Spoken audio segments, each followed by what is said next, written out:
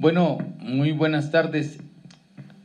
Ahora con ustedes aquí en Voces y Contextos nos acompañan el maestro José Guadalupe Sánchez y el maestro Humberto Sotelo.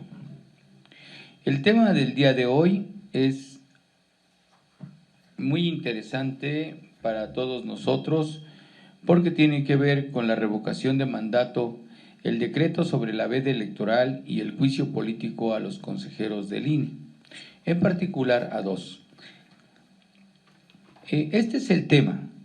Sin embargo, es muy importante recalcar que este grupo de Voces y Contextos tiene su historia, se ha formado a partir de algunos años, agrupando compañeros, creando amistades, redes sociales y redes políticas en las cuales algunos participamos. Se han pues vertido muchas opiniones y Voces y Contextos se ha mantenido firme en lo que es el análisis a profundidad sobre algunos temas y sobre todo dar un punto de vista claro de lo que es la Cuarta Transformación, el presidente de la República, Andrés Manuel López Obrador, y acerca de algunas políticas públicas que se han establecido en este trienio de años que lleva el presidente de la República. Asimismo hemos hablado sobre algunos otros temas y lamentablemente pues en algunos casos ha sido necesario recordar a compañeros que han partido, ya sea por el COVID o por alguna otra situación. Hoy me voy a permitir decirle a mi amigo director que me voy a tomar un minuto para hacer un reconocimiento público, porque no tiene caso que se haga después de muerto, a nuestro querido maestro, el maestro Humberto Sotelo Mendoza. Es para mí un gran honor estar trabajando con él, haberlo conocido, conocerlo de años.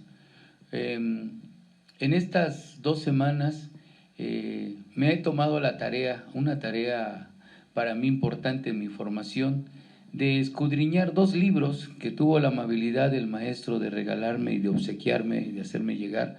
Una es La jaula de Bartra y el otro es Faulkner entre nosotros.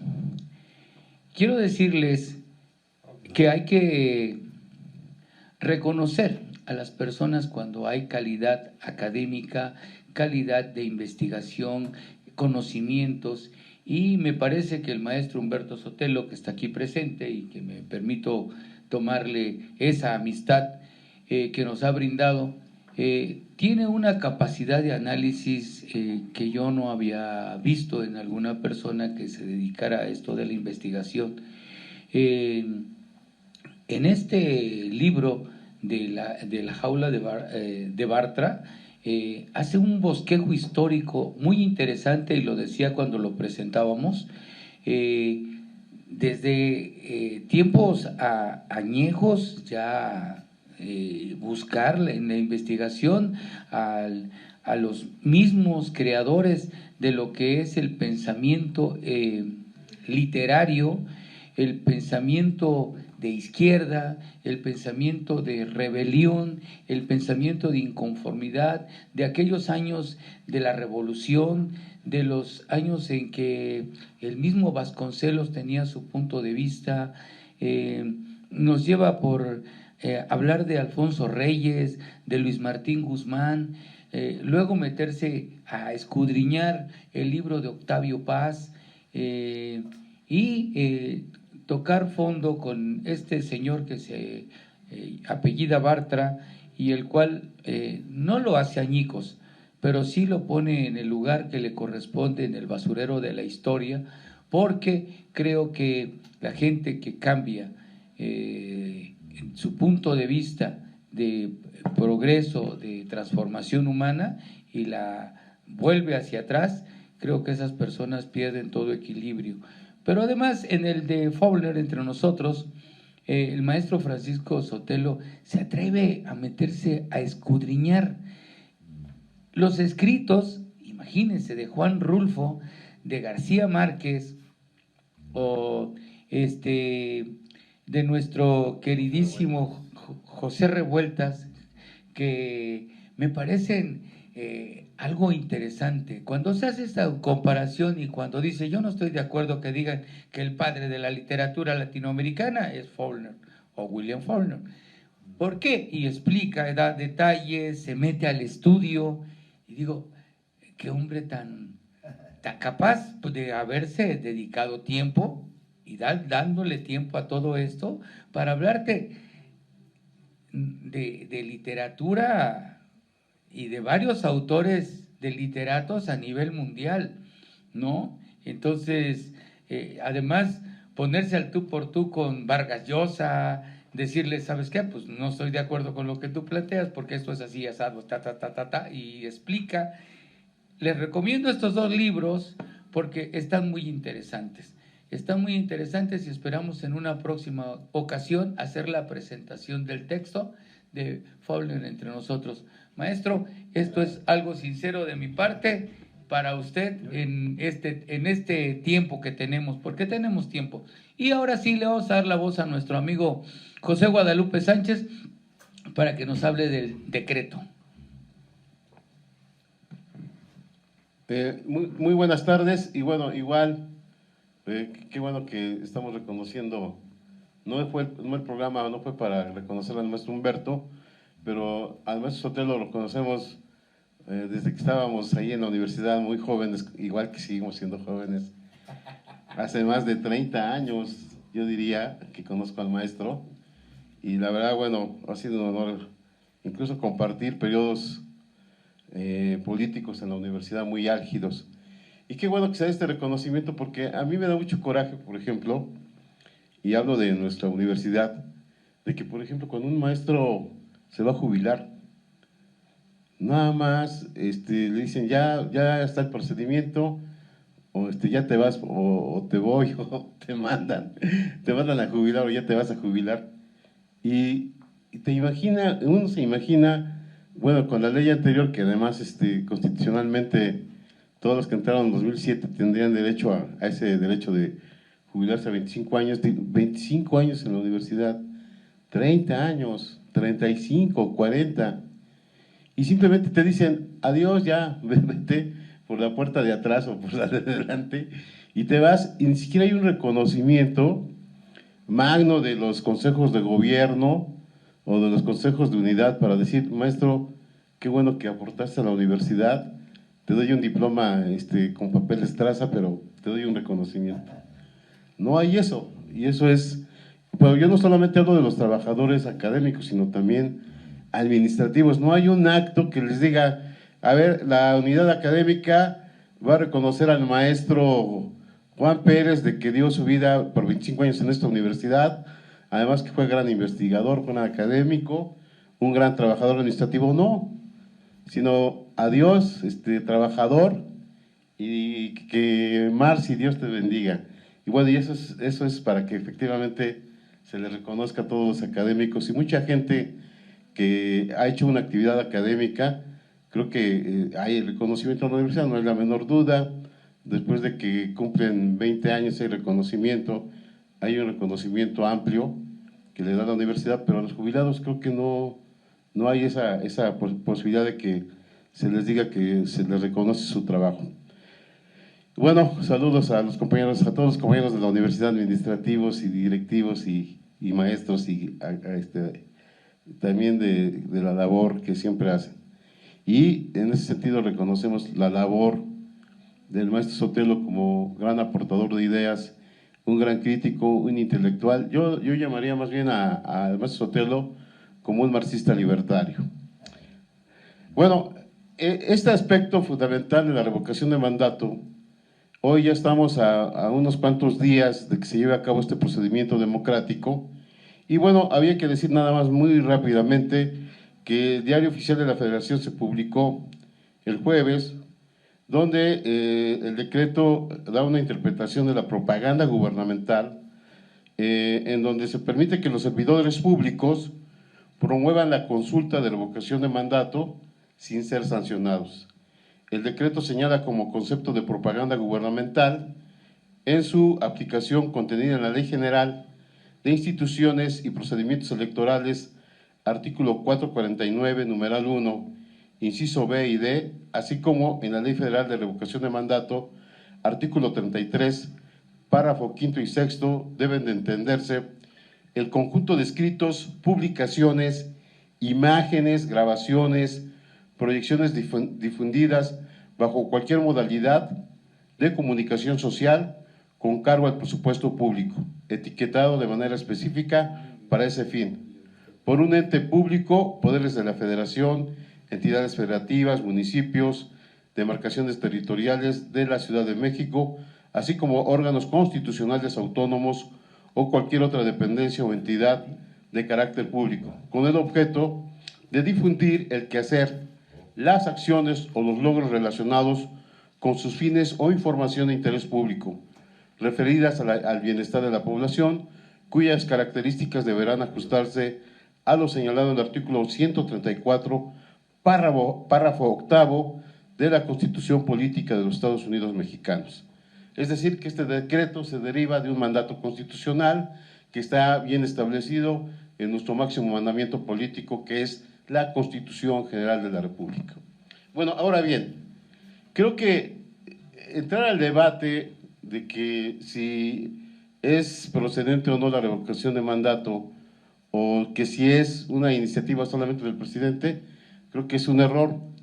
Había que decir que si bien es cierto fue una propuesta del presidente, fue una ley que se discutió ampliamente por los partidos políticos en las cámaras y se determinó. Que así fuera, en el sentido de que la revocación de mandato es la posibilidad que tienen los ciudadanos de ser una democracia participativa y donde los ciudadanos tienen el derecho y el deber de decir si este gobierno puede continuar o no en su gestión en su periodo de 6 años. Bueno, el contexto, el decir que estamos en periodo de COVID, que es muy costoso, me parece que ya está fuera de lugar y que en todo caso había que hacer todo lo posible porque este mandato constitucional se haga valer en esta idea de que los ciudadanos sí tenemos esa posibilidad de decir si un gobierno está actuando bien, como es el gobierno del presidente López Obrador, o en su caso, si no me parece tan bien, llamamos a estos ciudadanos a que los presten en las urnas. El camino del proceso democrático en nuestro país ha sido muy escabroso y, como dijera por ahí un politólogo, se van los ciudadanos y quedan las instituciones. Y estas instituciones hay que perfeccionarlas, hay que fortalecerlas y sobre todo hacer todo, valer todo lo posible porque efectivamente se cumpla la ley en esta idea del Estado de Derecho. Esa sería mi primera intervención y ya posteriormente haré otra intervención. Gracias. Muy bien, pues queda claro exactamente por qué. Este decreto ya está echado a andar y hay la posibilidad de los funcionarios públicos de poder emitir opiniones relacionadas con la revocación de mandato como una ley constitucional, pero además el que sea posible que todos nosotros podamos brindar una posibilidad de ser partícipes de la democracia que se está construyendo. Maestro Humberto Sotelo.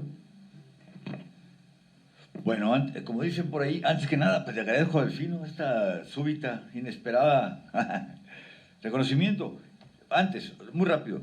Por cierto, en abril va a haber la Feria del Libro. Vamos a presentar este libro, La Jaula de Bartra, que hasta el momento nada más lo hemos presentado en un lugar de manera muy modesta, pero se va a presentar en la Feria del Libro. Aprovecho. Y el comercial y él va a ser uno de los comentaristas. Sí me interesa que se presente el libro en la UAP, a ver si es posible en un lugar canónico como es el edificio Carolina. Bueno, nuestro amigo Guadalupe Sánchez ya abordó el asunto desde el punto de vista constitucional. Yo quiero abordarlo desde otro ángulo. Ya los abogados han interpretado el mundo desde el punto de vista jurídico. Ahora hay que transformarlo. Ahora hay que interpretarlo con otros rasgos. Hay un aspecto que casi no se menciona mucho. Bueno, es que la revocación supera con mucho el aspecto. Sí, el INE se estaba pasando en el aspecto de realmente, sobre todo estos dos, Córdoba y, ¿cómo se llama? El otro, el hijo de Murayama. Están pasando de sus atribuciones. Qué bueno que Obrador ponga en orden ahí. No, el Senado, qué bueno. Bueno, porque Obrador pues es un hombre de ideas, es un hombre que tiene una visión muy compleja de la historia. Es aquí donde quiero meter un elemento que no se ha metido mucho, que no se ha aludido mucho. En lo que se refiere, toda la democracia necesita del factor liderazgo, el carisma que decía Max Weber. Estos intelectuales de los que criticamos no hablan de eso. Decía Weber que el gran problema de los gobiernos democráticos incluso se vuelven rutinarios, se vuelven burocracias. La tendencia es que todo Estado tiende a ser dominado por burocracias, aparatos administrativos muy complejos. Sí, sobre todo las sociedades modernas son maquinarias administrativas muy complejas.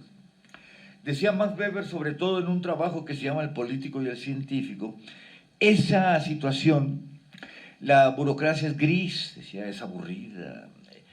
Y entonces que una democracia muere si no hay el factor carisma, decía Weber. Lo voy a tratar de no meterlo en términos académicos, no me gusta. Sino en el aspecto de, decía Weber, lo subrayaba, eso lo subrayo, perdón.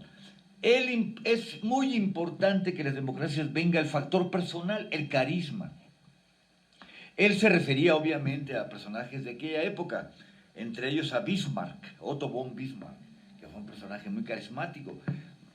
Hablaba de personajes carismatísimos, Napoleón y otros personajes que han sido los que le dan renombre a los gobiernos.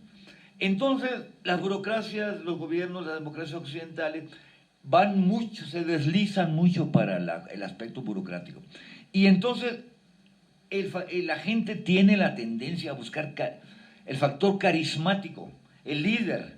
El líder, pues que nos guste o no, es importante para la democracia. Claro, en algunos casos puede ser también peligroso el exceso de carisma, pero toda democracia auténtica, la gente debe tener fe no en la maquinaria burocrática administrativa, sino en individuos de carne y hueso.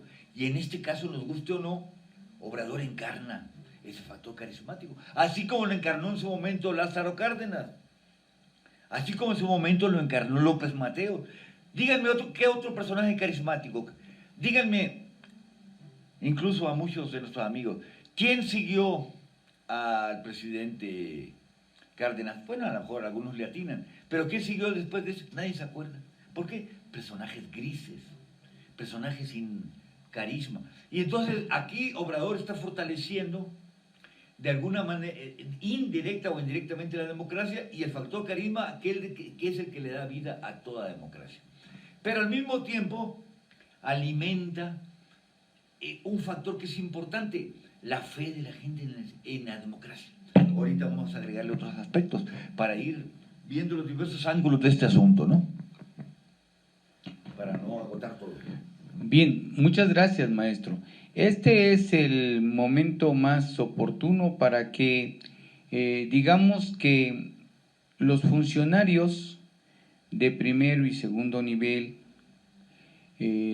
hasta de tercer nivel, o la gente que simpatiza con el proyecto de la Cuarta Transformación, salga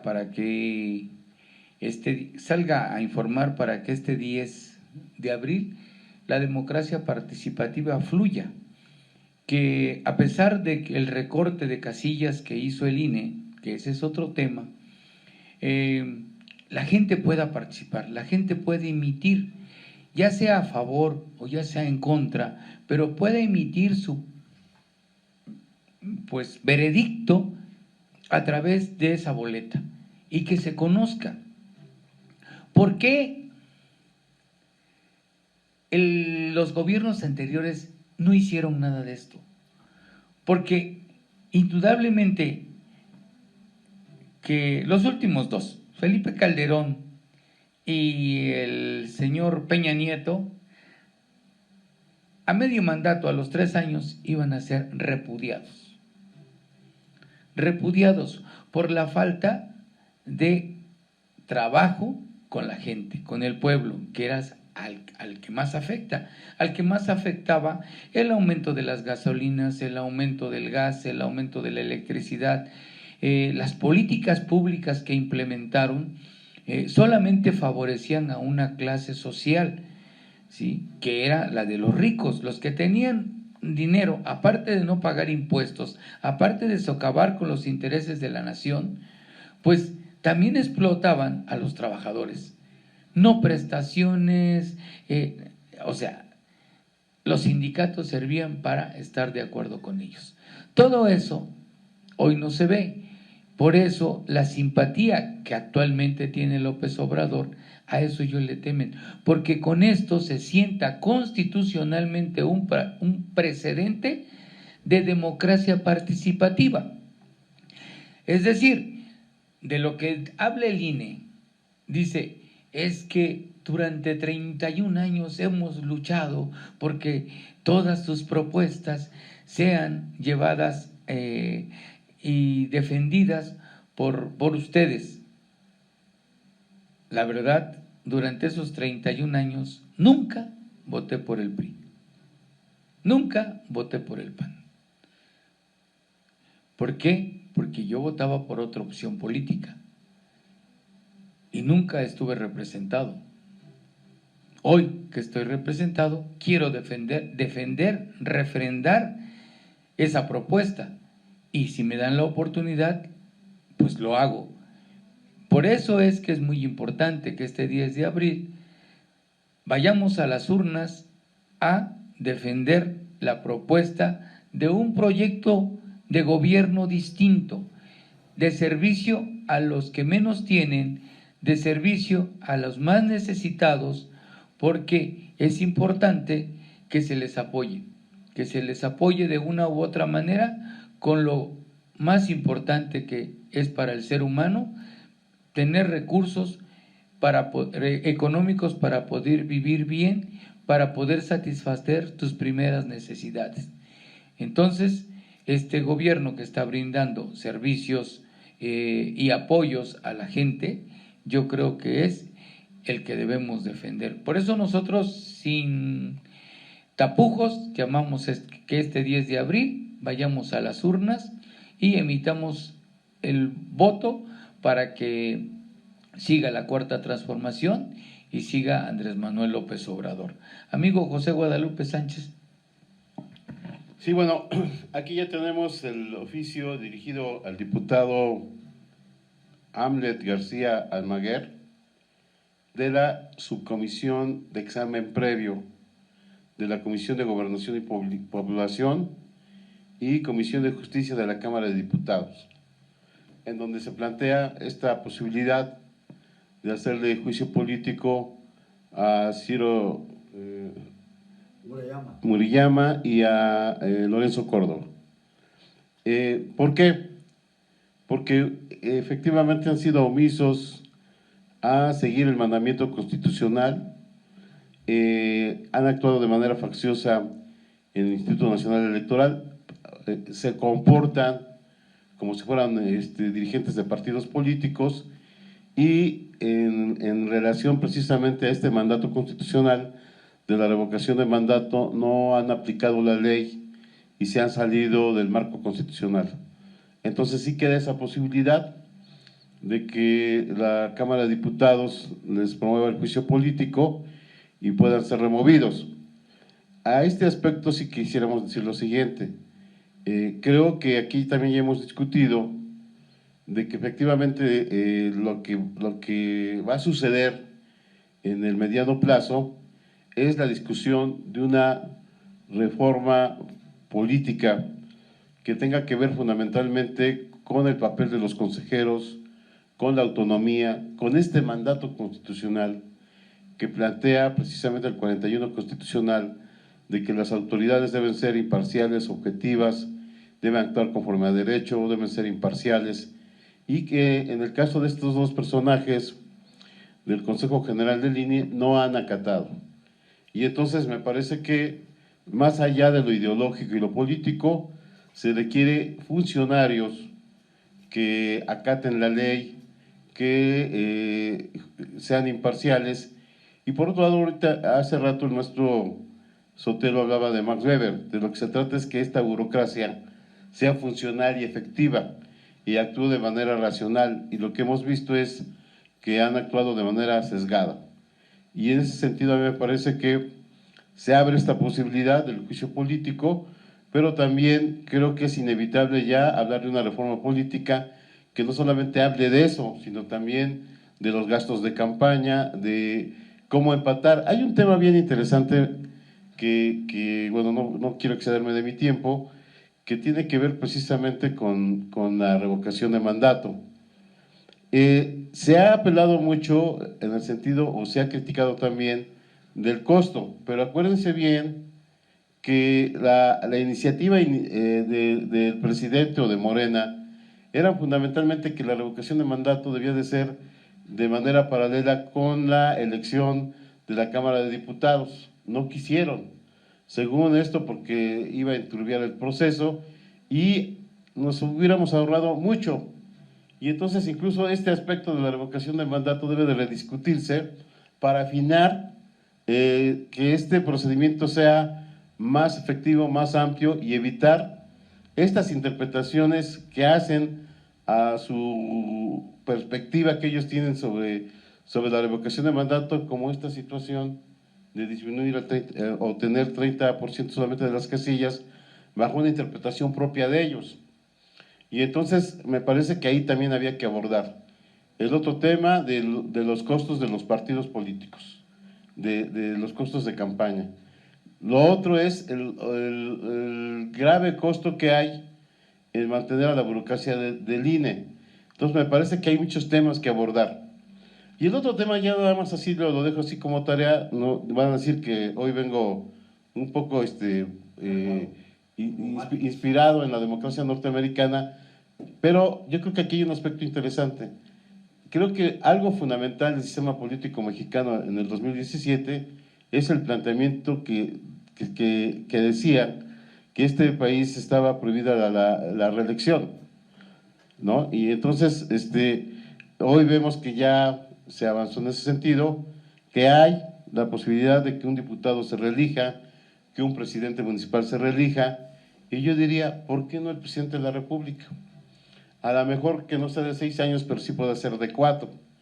Y creo que en ese sentido, ahí la revocación de mandato pasaría a un segundo término, porque creo, y estoy plenamente seguro que si un presidente, como a pesar de lo que se diga en el caso de Andrés Manuel López Obrador, ha tenido un papel importante y ha tenido un desempeño muy a la perspectiva de las necesidades del pueblo mexicano, pues tendría derecho a reelegirse.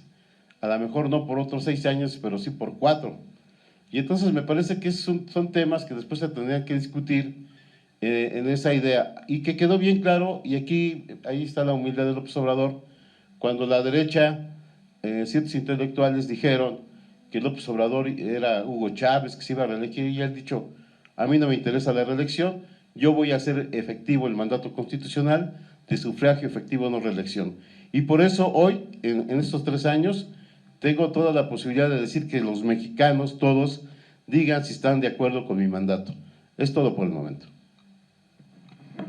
Wow, aquí ya te metiste con el tema del INE, pero bueno, estamos en blandito. ¿Qué le parece, maestro, si usted nos da su punto de vista para saber hasta dónde podemos llegar en este asunto de la revocación? No, yo creo que fundamental. Ya no voy a hablar del punto de vista sociológico, voy a tratar de hablar del sentido común ahora, que es el menos común de los sentidos a veces. El sentido común es lo más difícil. La revocación de mandato va a permitir que sea una auténtica democracia. ¿Qué hubiera pasado, como se dice, el sentido común? Si hubiera habido revocación, a lo mejor Peña Nieto no hubiera durado 3 años, no hubiera durado Calderón, no hubiera durado Fox, que no, yo creo que es fundamental. Le hubiera dado más vida a esta democracia, le hubiera dado pues una visión muy... Salidas de Gortari también, ¿qué pasó? Todos esos presidentes antipopulares, pues no, ni modo, hay que esperarse a los 6 años. No, la revocación de mandato le da frescura. La gente, yo creo que ya puede ver que puede ser sujeto de su propia historia, sujeto de la política, ¿no? Bueno, pero vayamos al sentido común, o lo que creo que es el sentido común, ¿no? Porque a veces es difícil el sentido común. Aquí discrepo un poco de mi gran amigo Guadalupe. Antes de que hubiera revocación de mandato, antes de que hubiera la reelección de senadores, de diputados, senadores, presidentes municipales, la gente, nuestros compañeros, conciudadanos, el único derecho que tenían era esperar el tiempo, ¿no? Era el factor, ahí coincido mucho con mi gran amigo César Mosalén Hop, cuando platicaba este asunto. Él es sociólogo, no es historiador, no, es un abogado, pero con mucho sentido común. Humberto dice, bendito sea Dios que a los 3 años ya se van los presidentes. Bendito sea Dios que termina el periodo de los diputados en 3 años. Bendito sea Dios que termina... Bueno, se acabó eso y vino la... Yo creo, maestro Guadalupe, que pienso que hay factores históricos que llegan, bueno, el principio de la maderista de la no reelección llegó para, por lo menos por un largo periodo. Yo sigo creyendo que fue un error. Mira lo que pasó con Claudia. No, mira lo que ha pasado en muchos casos. Hay algunos casos de diputados que se han reelecto, pero pienso que, como lo dijo el mismo Obrador, creo que el pueblo, el espíritu es maderista, ¿no? Anti-reelección, y en cuanto a la presidencia, no, ni lo mencione, ni lo diga, ni lo sugiera, porque sí el espíritu maderista está, pero en nuestro ADN, yo creo ya, ¿no? Incluso la gente sigue viendo mal la reelección de diputados, todo hay muchos aspectos. Creo que está mejor la revocación de mandato que la reelección de diputados. ¿Por qué? A lo mejor hay casos injustos. El sistema norteamericano, como dice el maestro Guadalupe, tiene sus méritos. Se pueden reelegir los presidentes. El sistema norteamericano, con todo y el imperialismo, hay cosas innegables. El presidente, ya que mencionaste, el presidente hace campaña, claro, estando en funciones. Es lo curioso, ya que hablaste de eso. ¿Qué el INE no se da cuenta de eso? ¿Cómo hizo campaña Donald Trump? Todos los presidentes, estando en funciones, no piden permiso. Están actuando como jefes del Ejecutivo y pueden hacer campañas sin que afecte en absoluto. Y se supone que es la democracia más compleja del mundo. Bueno, era, no sé, ahorita yo creo que ya nadie se cree eso. Pero nunca, desde la época de Jefferson, de la época de Washington, todos los presidentes, Jackson, todos han planteado eso. El presidente de la República tiene derecho a elegir. Pero en México, yo creo que por factores pues históricos, ¿no? Tanto tiempo que los presidentes, por culpa de la falta de revocación de mandato, si hubiera habido revocación de mandato, a lo mejor esto no hubiera pasado. ¿Qué pasó con Porfirio Díaz? Si hubiera habido revocación de mandato, a lo mejor no hubiera durado más de 30 años en el poder. Cosas históricas, la historia a veces se convierte en ADN, ¿no? Digo, metafóricamente hablando, ¿no? Se convierte en parte de la vida, se convierte en parte de la...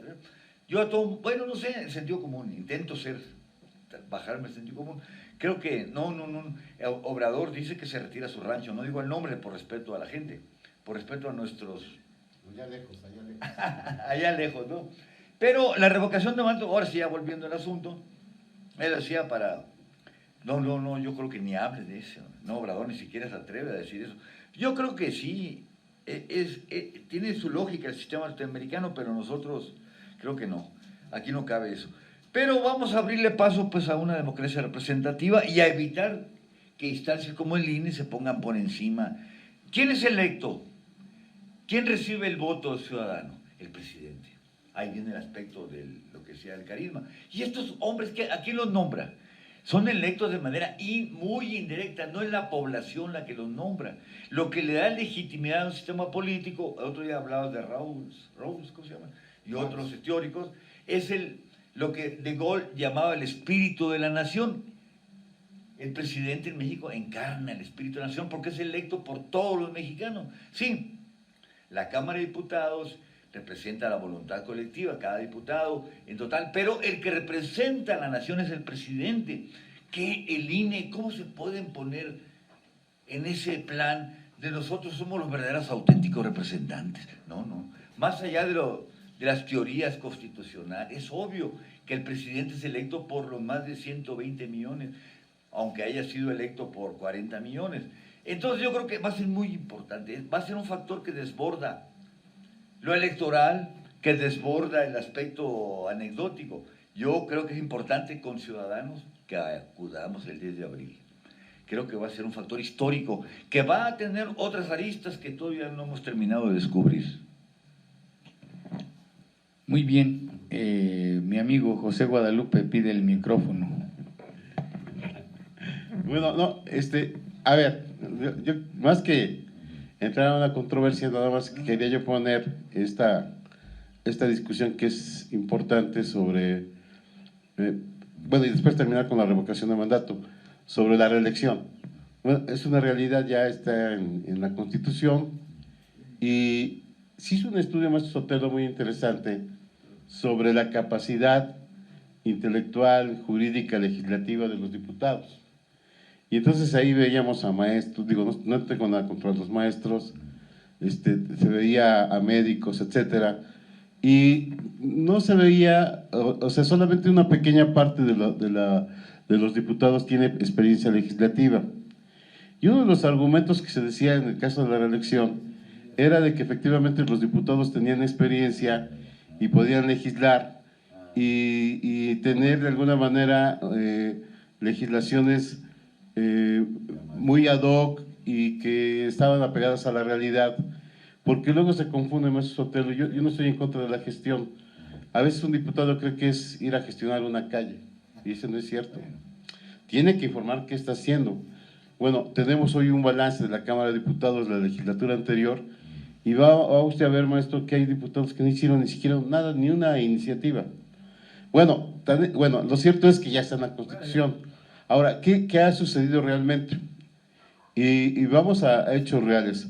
Ha habido diputados que sí se reeligieron e hicieron buena gestión, y cuando ya a otros que se quisieron reelegir, simplemente la ciudadanía sí reconoció si hacían o no su trabajo y no votaron por ellos. Es decir, hay un escrutinio de la sociedad. Y en este caso también yo coincido en el caso, por ejemplo, de los presidentes municipales. Digo, más allá de lo ideológico, que descalifiquemos o no, lo cierto es que en la gestión del gobierno municipal, simplemente los ciudadanos dijeron no, y ya no se reeligió. No hemos hasta este momento, el otro día, bueno, hubo un espacio ahí que un grupo hizo sobre la gestión de Claudia Rivera, pero no han hecho un análisis real, crítico, y más bien su análisis estaba basado en que finalmente hubo variantes en propia Morena o del propio gobierno que impidieron que ganara, cuando realmente no se valoró el problema de la seguridad pública, el desarrollo urbano en Puebla, las políticas sociales que tuvo avances, etcétera. Es decir, no han hecho un balance crítico. Y esto, ¿por qué lo digo? Porque finalmente ya estamos en la puerta de las próximas elecciones, y creo que en ese sentido Morena debe de hacer un balance real. Pero a lo que voy es que los ciudadanos sí están haciendo un referendo, un escrutinio permanente en un presidente municipal. ¿Por qué?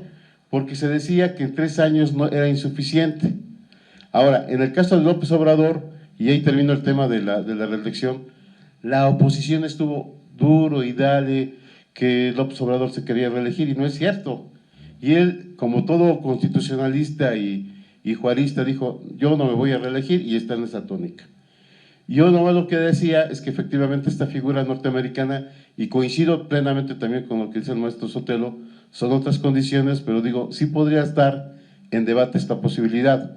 Ahora, en relación a la revocación de mandato, creo que fundamentalmente hoy es, así como dice el maestro, en Estados Unidos los políticos hacen proselitismo, y es válido que un gobierno, los funcionarios, también den a conocer qué actividades políticas han hecho, y en ese sentido también refrendar ante los ciudadanos si han hecho o no bien su trabajo.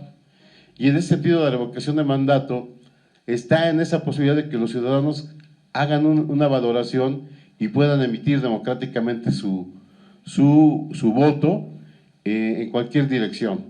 Entonces, por eso sí llamamos a los ciudadanos a ejercer su voto, y por otro lado, en esta posibilidad de que hay del juicio político a los consejeros del INE, bueno, ya está esto en puerta el 10 de abril, que cumplan, como dice López Obrador, y que nos digan dónde van a estar las casillas, para que se puedan ir definiendo cómo se va a hacer la estrategia de la propia votación, porque tal parece, y es lo que se estaba juzgando o criticando de los consejeros del INE, tal parece que están inhibiendo la propia participación en este ejercicio democrático, que es un gran avance en la democracia mexicana. Bien, muchas gracias. Realmente, Lupillo, estás muy escueto hoy, pero también amplio. Y él dice que no entender mis palabras, pero bueno, mire, el asunto de la revocación de mandato queda bien claro. El decreto ya quedó bien claro, los funcionarios pueden entrarle a la participación para llamar a los ciudadanos a desarrollar ese ejercicio democrático que se llama democracia participativa o participación ciudadana. En el asunto de los, pues son nueve a los que funcionarios a los que están diciendo que se les haga juicio político, pero como en particular aquí hemos insistido en que el INE es un organismo que en lugar de ayudar a desarrollar la democracia, la entorpece y busca la forma de calificar, incluso de juzgar a los que participan en política, se ha convertido en un órgano detractor y no ayuda y no contribuye en nada. De ahí que Lorenzo Córdoba y Ciro Murayama sean sean señalados para el juicio político. Y se lo merecen, realmente se lo merecen, porque son los que han estado defendiendo después del 2018 al sistema anterior, queriendo hacer que las cosas se hagan para favorecer al PAN, al PRI, a los demás partidos, a los cuales no les ha caído ninguna penalización. Pero váyanse ustedes a ver los anales de la historia de estos 3 años, y Morena y los funcionarios de Morena tienen más señalamientos, tienen más acusaciones, tienen ya juicios hechos por parte de Lorenzo y por parte de Ciro para que se les anule su participación. Y no se diga del presidente de la República, porque empezaron por la mañanera, porque no podía opinar de esto, que lo de otro. No, señores, señor Lorenzo Córdoba, si te queda bien tu nombre, qué bueno, pero la verdad, no podemos los ciudadanos mexicanos aceptar que tú, un individuo, quiera calificar la acción democrática de un pueblo. Tampoco, señor Ciro Murayama, por tener la posibilidad de estar como consejero y que hagas las funciones de calificación administrativa, tengas que estar buscando la forma de castigar a los que realmente son oposición a tu gobierno, a los neoliberales que te pusieron en ese puesto, porque realmente ustedes no son un órgano que haya emergido de este gobierno, ustedes emergieron de otro gobierno anterior y por lo tanto ustedes defienden los intereses de otro gobierno. Por eso estoy de acuerdo con el juicio político contra los 2 funcionarios del INE. No sé si el maestro tenga algo que agregar. Esto último me parece clave. Muy bien, muy bien.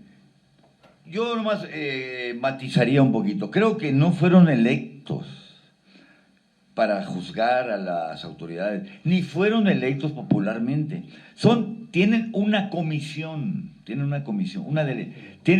sí, eso estoy de acuerdo. No son nombrados, no son electos como los senadores, los diputados, como los presidentes municipales. Ellos reciben reciben una función que es de alguna manera delegada.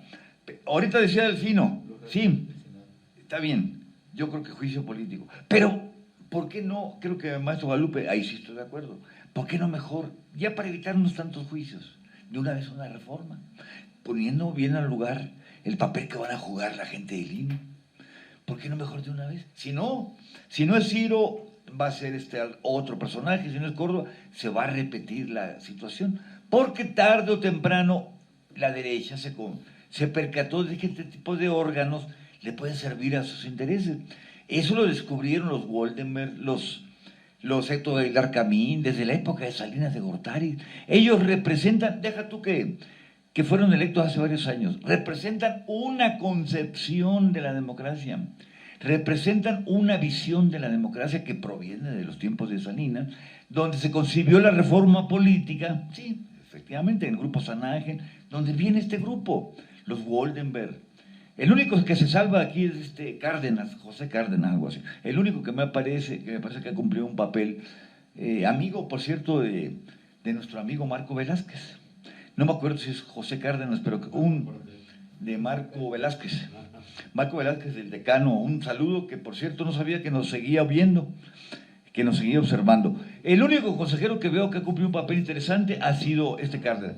Todos los demás que vienen de esa época de Grupo San Ángel ha sido una visión de la democracia. Deja tú que hayan sido electos 10, 15, 20 años, otro gobierno, sino esa visión de la democracia. La democracia ya votó, ya la democracia, entonces ya cumplimos. No, la democracia es algo más, es algo que debe ser orgánico, que el ciudadano pueda tener el derecho de cambiar a su presidente, a otras autoridades, y por eso es importante lo que dice Delfino, el juicio político me parece bien, pero creo que ya debería más amplio este asunto. ¿Por qué no estudiar realmente a fondo una reforma ya para quitar de una vez, para evitar que estos tipos de personajes se conviertan en, ¿cómo podrías llamarles? Los que deciden las cosas en la política. No puede ser. Ellos no fueron electos por la población de manera mayoritaria. Por eso creo que desborda eso que decía Delfino, sí. Hay que castigarlos por sus excesos, pero de una vez mejor arrancar de tajo el problema, ¿no? Me parece correcto, maestro. Sobre eso también insistimos aquí en este programa. Recordarán que hablábamos de la reforma política, que es muy importante. Creo que está en ciernes también una propuesta de López Obrador sobre la reforma política. Lo importante aquí es que el 10 de abril vayamos a las urnas y busquemos hacer la participación de todos. Gracias, señor director, amigo Sinar Suárez Sánchez, gracias Dianita, gracias a todos ustedes que nos ven allá en sus casas, que tengan un feliz fin de semana y nos estamos viendo en breve. Muchas gracias.